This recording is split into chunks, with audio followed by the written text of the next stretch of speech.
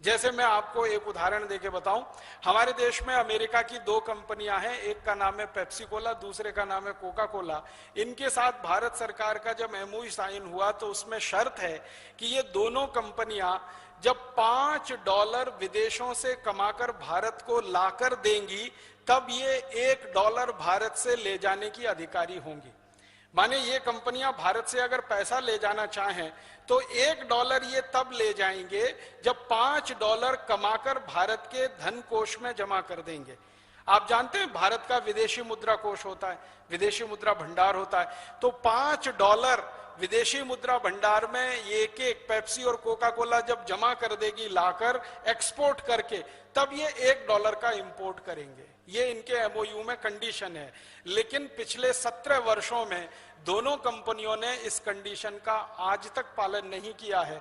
आंकड़े ये बताते हैं कि ये कंपनियां $5 यहां से लेके जा रही हैं तब $1 लेके आ रही हैं। तो एमओयू की जो सबसे प्रमुख शर्त है उसका उल्लंघन हो रहा है। हमारी सरकार के द्वारा मंत्रालय ने जो साइन किया है एग्रीमेंट, उसका उल्लंघन हो रहा है। हम इनको कोर्ट में घसीट सकते हैं और बहुत आसानी से इस पर फैसला ले सकते हैं। एक इसी तरह की एमओयू की शर्त है कि पेप्सी और कोका कोला कंपनी भारत देश में सॉफ्ट ड्रिंक नहीं बेचेगी। पानी जो बोतल में भरा हुआ जिसको कार्बोनेटेड वाटर कहते हैं वो नहीं बेचेंगे। इनका भारत में आने का मुख्य मकसद है और एमओयू की कंडीशन है कि भारत के किसानों का आलू, टमाटर, प्याज, गोभी, पत्ता गोभी, गाजर आदि आदि जो फल हैं, सब्जियां हैं, जो हर साल 60,000 करोड़ के खराब हो जाते हैं, उनको प्रोसेस करके ये भारत में और भारत के बाहर विदेशों में बेचेंगे। प्रोसेस करके बेचेंगे, कच्चा माल भी नहीं बेच सकते, प्रोसेस करके बेचेंगे।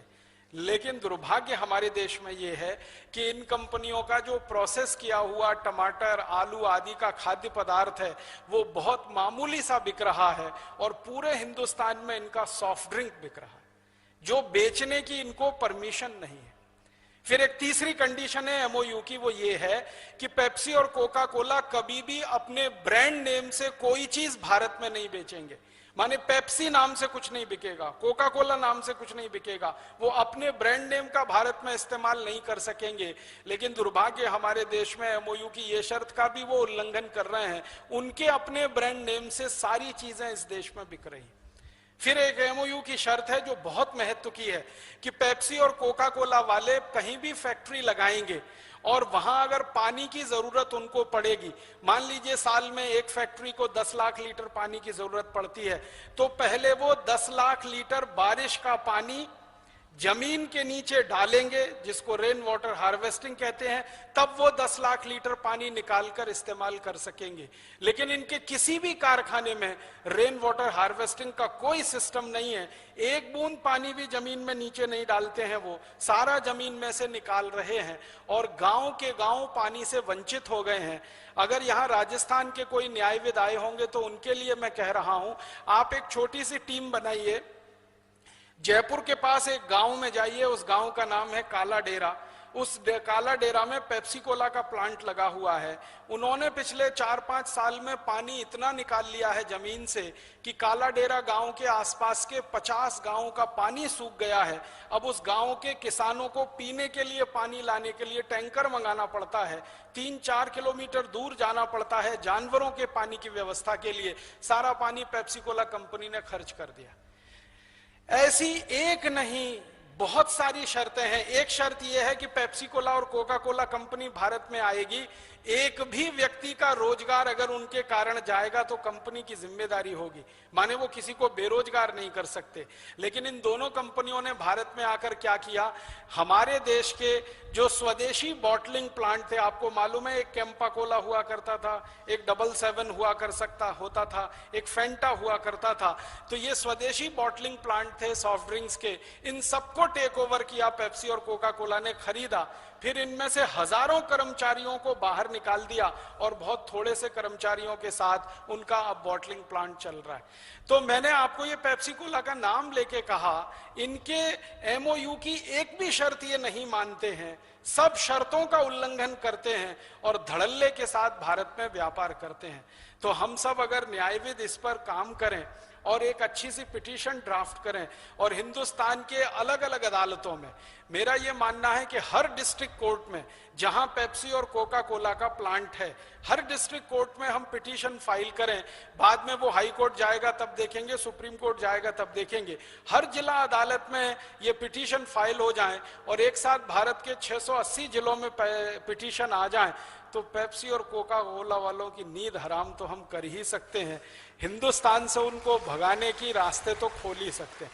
उनको पता क्या चल जाएगा कि संसद में बैठे हुए 545 एमपीज जो आज तक उनका समर्थन कर रहे हैं, अब उससे बड़ी ताकत हिंदुस्तान के जिलों में खड़ी हो गई है, जो इनकी खाट खड़ी कर देंगे या इनकी जड़ खोद देंगे।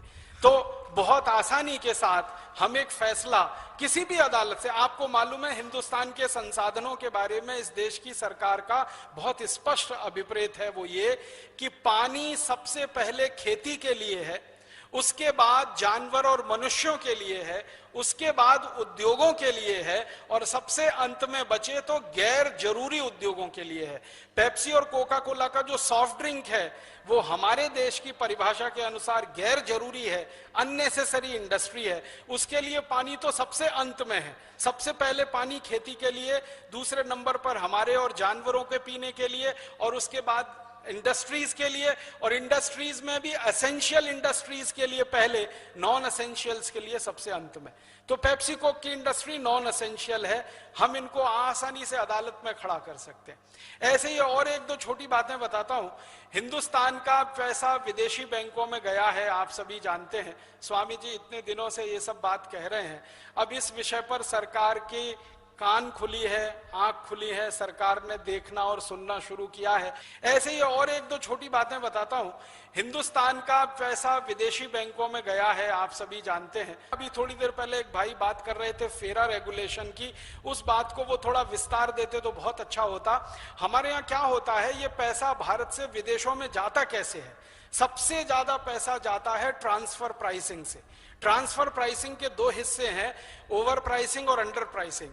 हमारे देश की विदेशी कंपनियां या हमारे देश में काम करने वाली विदेशी कंपनियां अक्सर क्या करती हैं, एक उदाहरण से बताता हूं। पेप्सी कोला ने भारत सरकार से एमओयू साइन किया कि हर साल हम भारत का कम से कम $100 करोड़ का एक्सपोर्ट करेंगे, कम से कम। अब इन्होंने $100 करोड़ का एक्सपोर्ट किया, तो होता क्या है वो आपको मैं बताता हूं। $100 करोड़ का जो एक्सपोर्ट किया उसका बिल बनता है $30 करोड़ का, $25 करोड़ का, $20 करोड़ का, या बनता है अधिक से अधिक $40 करोड़ का। माल तो चला गया $100 करोड़ का, बिल बना $40 करोड़ का, तो $60 करोड़ कहां गया? वो विदेशी बैंकों में ट्रांसफर हो गया। वो आना चाहिए था भारत में, लेकिन चला गया किसी विदेशी बैंक में। तो हमारे देश से जो निर्यात हो रहा है माल, वो अगर $1000 करोड़ का है तो बिल बनेगा $400 करोड़ का। अगर $10,000 करोड़ का है तो बिल बनेगा $4000 करोड़ का। एवरेज मैंने जो हिसाब निकाला है वो ये कि 40% का बिल बनता है और 60% यहां से ट्रांसफर हो जाती है पूंजी, और वो जाकर जमा हो जाती है विदेशी बैंकों में। ये धन हर साल में जो जाता है वो लाखों करोड़ों रुपए में है, और रिजर्व बैंक ऑफ इंडिया को ये मालूम है, लेकिन रिजर्व बैंक ऑफ इंडिया ये हमें बताता नहीं है।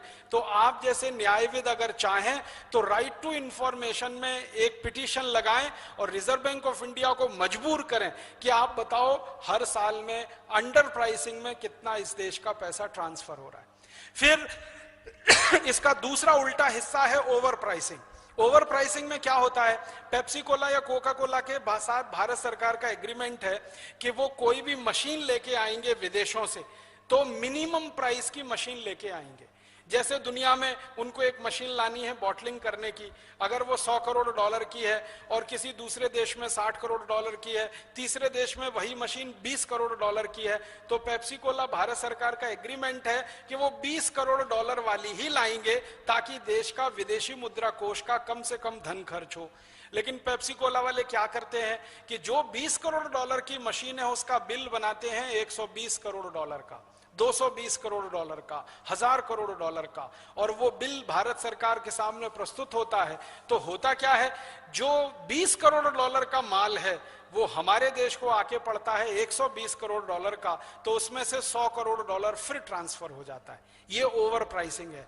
तो अंडर प्राइसिंग और ओवर प्राइसिंग सारी कंपनियां करती हैं, और सारी विदेशी कंपनियों का सबसे बड़ा धंधा यही है, अंडर प्राइसिंग ओवर प्राइसिंग का। कुछ कंपनियों का मैं आपको नाम लेके बताऊं, हिंदुस्तान में हिंदुस्तान लीवर जैसी बड़ी कंपनियां, कॉलगेट पामोलिव जैसी बड़ी कंपनियां, Procter and Gamble, Reckitt and Colman, Johnson and Johnson जैसी बड़ी कंपनियां किस तरह के धंधे में इन्वॉल्व हैं। बासमती चावल आप हिंदुस्तान में खरीद के खाना चाहें तो 50 रुपए किलो से कम नहीं मिलेगा, लेकिन यही विदेशी कंपनियां बासमती चावल भारत से विदेशों में एक्सपोर्ट कर देते हैं 3-4 रुपए किलो पर।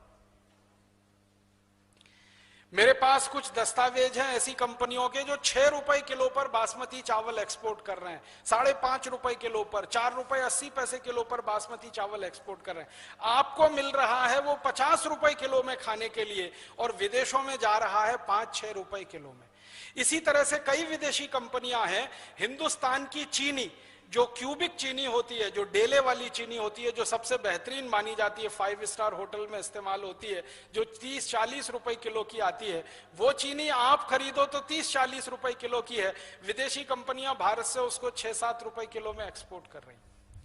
आपको हिंदुस्तान का सबसे बढ़िया क्वालिटी का अल्फंजो आम और हापुस आम और रत्नागिरी आम देखने को नहीं मिलता, क्योंकि 12 आम 600 रुपए का है बंबई के बाजार में, 1 डजन आम 600-700 रुपए का है, तो आप खरीदो तो 600-700 रुपए का है। उसी 1 डजन आम को विदेशी कंपनियां एक्सपोर्ट कर देती हैं 30-40 रुपए में। ये अंडर प्राइसिंग में सारा एक्सपोर्ट होता है। और बहुत दुख की बात है कि हिंदुस्तान का जो टोटल एक्सपोर्ट हो रहा है उसमें 60 से 70% एक्सपोर्ट अंडर प्राइसिंग पर है, और ये अंडर प्राइसिंग का एक्सपोर्ट है जो हमारी एक्सपोर्ट इनकम को घटाता है, और इसके उल्टा ओवर प्राइसिंग पर जो इंपोर्ट हो रहा है वो हमारे खर्चे को बढ़ाता है। तो हमारा खर्चा तो बहुत ज्यादा है, क्योंकि हम ओवर प्राइसिंग पे इंपोर्ट कर रहे हैं। 20 रुपए की चीज 100 रुपए में बाहर से खरीद कर ला रहे हैं, हमारा 80 रुपए फालतू में जा रहा है। तो ज्यादा पैसा देकर बाहर से खरीद रहे हैं, ओवर प्राइसिंग में पैसा जा रहा है, कम पैसे पर एक्सपोर्ट कर रहे हैं, तो हमारे यहाँ आमदनी कम आ रही है। दोनों को मिलाकर जोड़ें तो हर साल में 1.25 से 2 लाख करोड़ रुपए का नुकसान इस देश को हो रहा है। हम न्यायविद अगर चाहें तो इस पर एक जबरदस्त पिटीशन तैयार हो सकता है, देश के सुप्रीम कोर्ट में हम कर सकते हैं, हाई कोर्ट्स में भी कर सकते हैं, और ये पिटीशन इस देश की दिशा और बहुत सारा भाग्य बदल सकता है।